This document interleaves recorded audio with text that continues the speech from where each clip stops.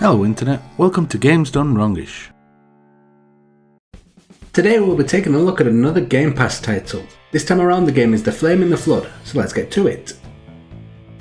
The Flame in the Flood was a Kickstarter project that actually made it to fruition.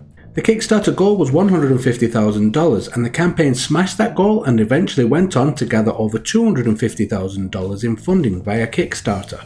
The game was brought to my attention around this time, which was back in early 2015 I believe, perhaps even the year before. Some work colleagues of mine were gushing over it. They were fans of games such as Don't Starve and the likes, and this game struck all the right chords with them.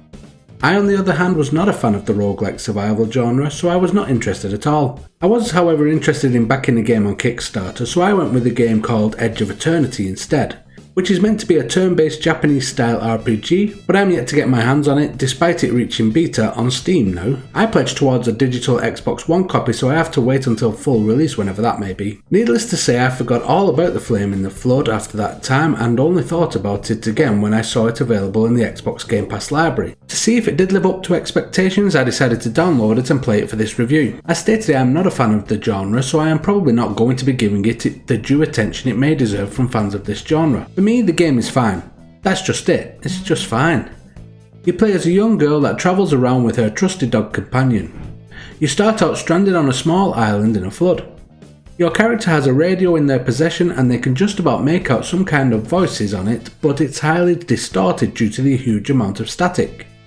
As such, you are advised to find somewhere higher to try and receive a better signal. From then on, you can search your immediate surroundings for items you may be able to use on your adventure before heading out onto your raft and setting out down the river in the flood. This then brings on the procedurally generated islands that make up the gameplay in this survival game. Each time you play, the islands or land masses along the river will change. They can have different things on them such as a church, wilderness, a fishing shack, or even a boatyard type dock in which you can repair your raft and upgrade it. Each landmass will generally have items for you to scavenge or collect. Most will also have some sort of shelter which you can hunker down for the night or to see out a storm if you are not yet well enough equipped to deal with the cold and wet weather. There are mailboxes, crates, beaten down vehicles and other things in the world which you can open or break down for parts. You can also find materials required to craft items from these same places, but once again these are procedurally generated, so you never know really what you are going to be getting. There is some sense of familiarity though, such as the island with the fishing shack will generally have some fishing hooks available,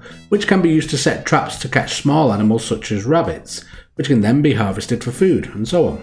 The river can speed up or slow down while traversing it, as rivers do.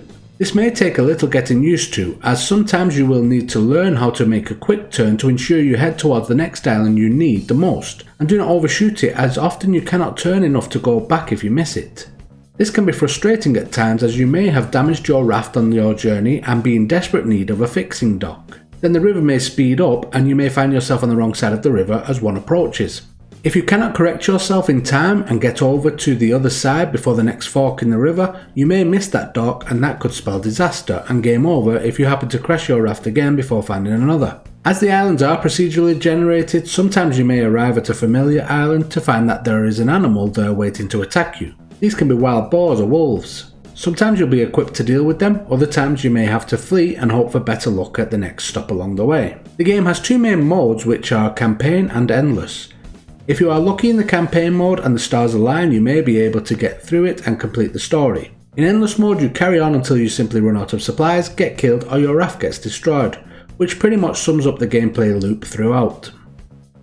The Flame in the Flood currently sits at a 74 on Metacritic with a user score of 5.0. There are 36 achievements to collect for your 1000 G and the average time to beat the game is around 12 hours. As stated at the start of this review, this is not really my genre. I did want to like the game because I was impressed with the Kickstarter funding and that the backers got the game they were promised. Whether it met their expectations or not is a different story altogether, but I do think the genre and the gameplay loop did match that which was advertised. For me though, my main issue is the procedurally generated islands in the main campaign. I kind of wish they'd set out the first initial islands so that each time you started the campaign you were basically given the materials you need to say build a hunting weapon like a bow and arrow or something from the start, and that you had the means to learn how to make the clothes you're going to need to survive later, how to get water and things like that. These things you do learn via the mailboxes and things you pick up, but it's all hit and miss. With the first time you play the game, you might never find a way to build a hunting weapon, for instance.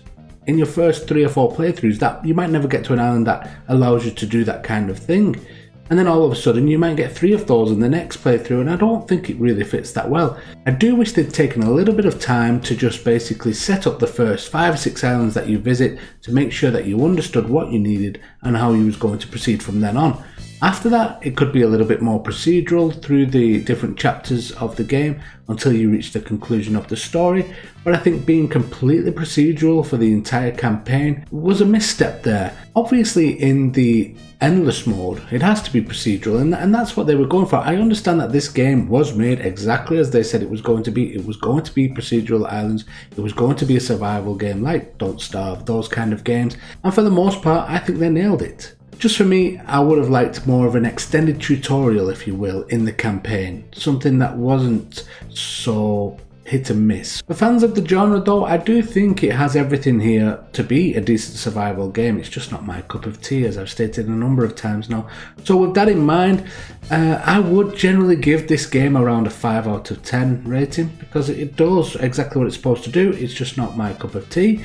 However, because I'm impressed with the Kickstarter, the fact that they got the backing and that they delivered the game that was promised for the most part, I'm going to give it an extra point. So Games Done Wrongish scores this game at a 6 out of 10. What do you think of the game?